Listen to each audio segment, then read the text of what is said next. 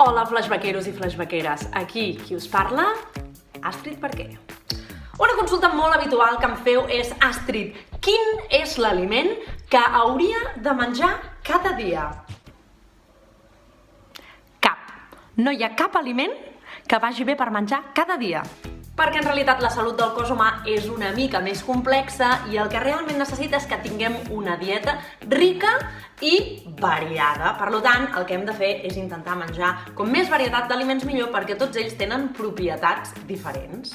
El que sí que us puc dir és que hi ha un color que estaria bé que el poguéssim menjar cada dia i que tingués presència en algun dels plats dels vostres àpats diaris. Sabeu quin és aquest color?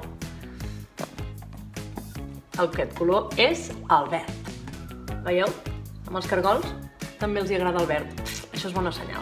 Per tant, en lloc de dir-vos que mengeu cada dia un aliment, diria que si us heu de casar amb algun, us caseu amb el color verd.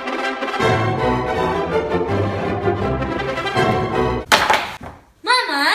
Les verdures verdes tenen molt poquetes calories, però alhora tenen un alt nivell nutricional, perquè són plenes de vitamines i també de minerals. A més, són molt versàtils perquè les pots utilitzar en diferents plats. Per exemple, pots fer servir l'enciam per un plat fred, un bròquil escaldat que el pots posar en qualsevol acompanyament, unes carxofes a la brasa o al forn.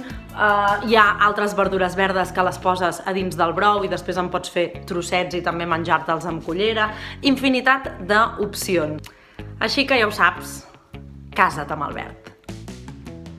I fins aquí aquest nou vídeo nutricional pels flashbackeros i flashbackeres.